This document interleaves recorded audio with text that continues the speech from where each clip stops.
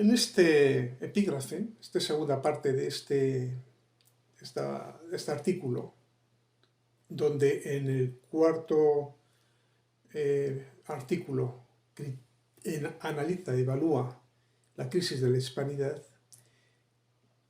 Ramírez Mettu clama tener como referente a la historia que los pueblos hispánicos no tendrán más remedio que preguntarse lo que son, de dónde vienen, a dónde van. Y hoy, precisamente, es la historia la que más está sojuzgada y la que más se trata de evitar que conozcan las nuevas generaciones. Porque hay un proceso de ingeniería social, un proceso de modificación cognitiva, que parte de una tabla rasa, un punto y aparte, con el que ese nuevo orden mundial, esa Agenda 2030, ese Foro Davos, esos poderosos financieros internacionales que gobiernan el mundo tratan de esclavizarnos y de diluir las soberanías nacionales. La hispanidad en crisis. La vuelta del pasado. Ante el fracaso de los países extranjeros que nos venían sirviendo de orientación y guía, los pueblos hispánicos no tendrán más remedio que preguntarse lo que son, lo que anhelan, lo que querían ser. A esta interrogación no puede contestar más que la historia. Pregúntese el lector lo que es como individuo, no en lo que tenga de genérico, y no tendrá más remedio que decirse: soy mi vida, mi historia, lo que recuerdo de ella. El mismo anhelo de futuro que nos empuja todo el tiempo no podemos decir si es nuestro, personal o colectivo o cósmico. ¿Cuál no será entonces la sorpresa de los pueblos hispánicos al encontrar lo que más necesitan? ¿Qué es una norma para el porvenir? ¿En su propio pasado? No en el de España precisamente, sino en el de la hispanidad en sus dos siglos creadores, el siglo XVI y XVII. Así es, sin embargo. Dice, pregúntese el lector lo que es como individuo, no en lo que tenga de genérico, y no tendrá más remedio que decirse: soy mi vida, mi historia. Y por eso están tan interesados en borrar esa cosmovisión colectiva, con un sistema educativo que es letal en España, pero también en el resto de los países hispánicos.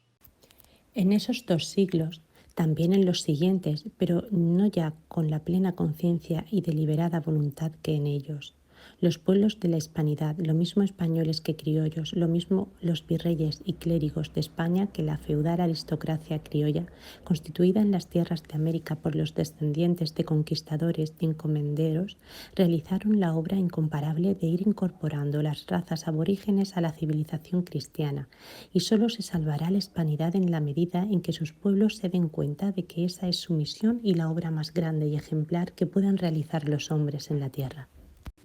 Son conceptos que aparecen exagerados, sobre todo cuando se piensa que existe en todos los países un patriotismo territorial que no necesita fundarse en valores de historia universal. El teatro popular suele expresarlo en esas obras de carácter nacionalista. No necesita ser muy acentuado, en que uno diría que la tierra nativa se hace espiritual al ser evocada por la voz de una actriz y todos los espectadores sienten al escuchar el estremecimiento de una emoción patriótica, que parece bastar para asegurar la eternidad a las naciones. Pero también suele haber en los pueblos minorías cultivadas que se dan cuenta de que ese patriotismo territorial es común a todos los países y sienten por ello la necesidad de reforzar y justificar su lealtad con corazones de historia universal, precisamente, es decir, con el convencimiento de que su patria significa para las otras patrias un valor universal por ella mantenido y que solo ella siente la vocación de seguir manteniendo. Y en este punto se convierte en sencilla verdad la paradoja de que el porvenir de los pueblos depende de su fidelidad a su pasado. Digo la paradoja porque también hay verdad en los proverbios que dicen: lo pasado, pasado, y agua pasada no muele molino. Aparte de la experiencia universal y dolorosa que a todos nos persuade de que no volveremos a ser jóvenes. Pero ello es decir que hay dos clases de pasado, uno que no vuelve y otro que no pasa o que no debe pasar y puede no pasar. La vida fluye y no volveremos a ser jóvenes, pero cuando decimos con el poeta, juventud, primavera de la vida, ya hemos traspuesto la dimensión del tiempo, ya estamos en la orilla, viendo correr las aguas, ya somos espíritu. ¿En qué consiste entonces aquel pasado que no pasa? Por lo que hace a los individuos, Otto Preminger mostró en su genial Sexo y Carácter que cuanto más profundamente se siente un hombre a sí mismo en el pasado, tanto más fuerte es su deseo de seguir sintiéndose en el porvenir, que la memoria es lo que da la eternidad a lo sucedido, que en general no se recuerda sino lo que vale, lo que quiere decir que es el valor lo que crea el pasado, que lo que vale está por encima del tiempo, que las obras del genio son inmortales y que no es el temor a la muerte, como groseramente se ha pensado en la España contemporánea, lo que crea el ansia de inmortalidad, sino el ansia de inmortalidad surgida de la conciencia del valor, lo que produce el temor a la muerte y el propósito de luchar contra ella. La vida de los pueblos es más espiritual que la de los individuos. En rigor, no viven sino como conciencia de valores comunes. Y por lo que hace a un grupo de naciones independientes como la Hispanidad, su historia y tradición no son meramente esa conciencia de sus valores, sino la esencia de su ser. Jactarse de la muerte de la tradición es no saber lo que se está diciendo o continuar la gran locura de la hispanidad en el siglo XVIII y aún en el XIX, la de Bolívar, la de Sarmiento, la de todos o casi todos nuestros reformadores. La gran locura de la hispanidad en el siglo XVIII consistió en querer ser más fuerte que hasta entonces, pero distinta de lo que era. Una de sus expresiones póstumas ha de encontrarse en el opúsculo que yo compuse en mi juventud y que se titulaba Hacia otra España. Yo también quería entonces que España fuera y que fuese más fuerte, pero pretendía que fuese otra. No caí en la cuenta, hasta más tarde, de que el ser y la fuerza del ser son una misma cosa y de que querer ser otro es lo mismo que querer dejar de ser. Para aumentar la fuerza no hay que cambiar, sino que reforzar el propio ser. Para ello ha de eliminarse o atenuarse todo lo que hay de no ser en nosotros, es decir, todos los vicios, todo lo que cada ser tiene de negativo. Y ya no es preciso añadir que lo que hay de positivo en el ser de un pueblo se va expresando en los valores de su historia. Y sigue diciendo, el valor histórico de España consiste en la defensa del espíritu universal contra el de secta. Eso fue la lucha por la cristiandad contra el Islam y sus amigos de Israel. Eso también es el mantenimiento de la unidad de la cristiandad contra el sentido secesionista de la Reforma. Y también la civilización de América, en cuya obra fue acompañada y sucedida por los demás pueblos de la hispanidad. Si miramos en la historia, nuestra misión es la de propugnar los fines generales de la humanidad frente a los cismas y monopolios de bondad y excelencia. Es decir, reincide en la necesidad de una visión humanística universal. Es decir, eso fue la hispanidad.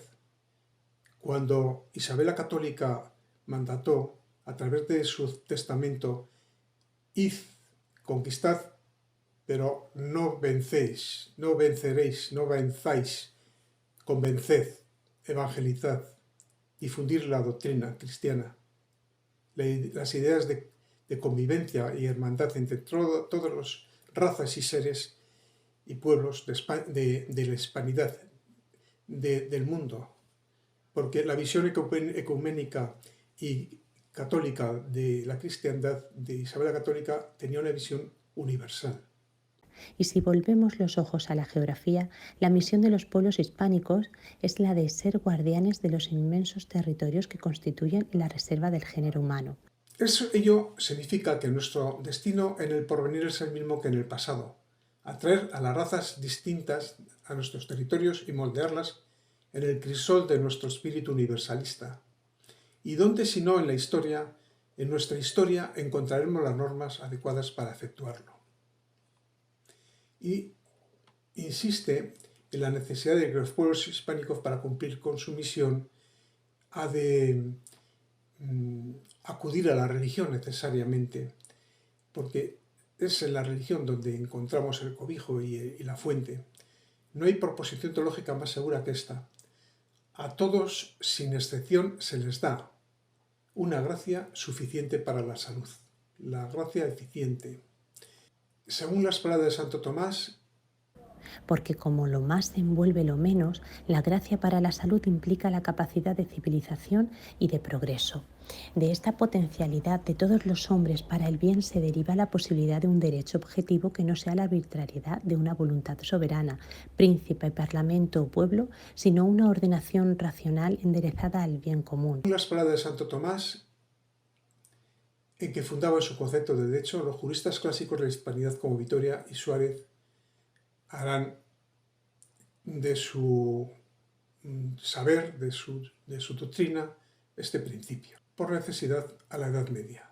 A una nueva Edad Media, como diría Verdier, no es solamente Masis quien lo propone al término de su defensa de Occidente, sino que los hechos nos muestran la necesidad de que vuelva a rehacerse la unidad de la cristiandad si queremos salvar la civilización frente a las muchedumbres del Oriente, que viven realmente una vida animal de hambre continua e insaciada, que necesitan de la levadura y de la disciplina de Occidente para poder levantar los ojos de la tierra, pero que producen aspamientos de poeta, como Rabindranath Tagore, y fantasmas de profeta, como Gandhi, para hacerlos creer que se remediará su situación el día en que se lancen contra los pueblos decadentes de América y Europa. Dice, de entre todos los pueblos de Occidente, no hay ninguno más cercano a la Edad Media que el nuestro.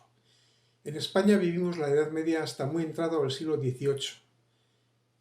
Esta es la explicación de que nuestros reformadores hayan renegado radicalmente de todo lo español.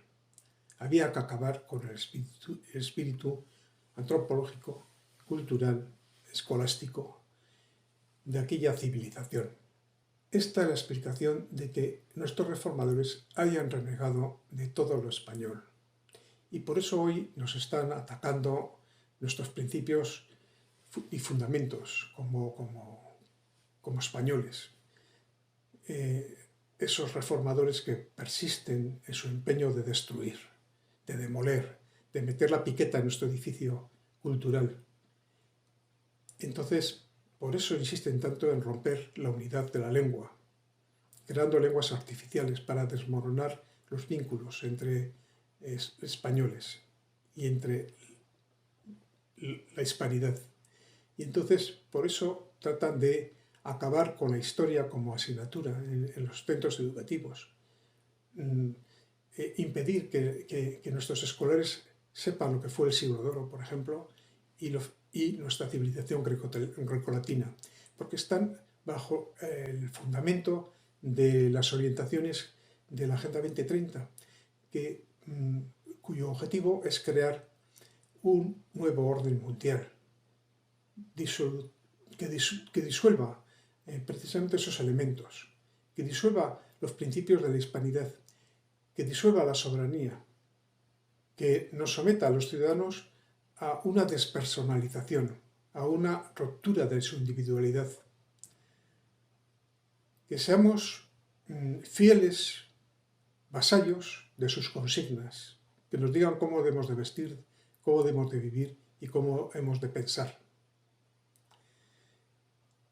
Pues bien, dice, esta es la explicación de que no volvamos nuestras miradas atrás, sino que vayamos como zombies, eso lo digo yo, bajo sus consignas y directrices. El ansia de modernidad se ha desvanecido en el resto del mundo y los mejores ojos se vuelven hacia España, decía entonces. Ya me gustaría a mí. Pero yo creo que está resurgiendo el amor a lo hispánico, a la hispanidad, y resurgiendo la admiración hacia lo propio. No debemos de seguir respetando ni aceptando que nos borren nuestra memoria histórica, la de verdad.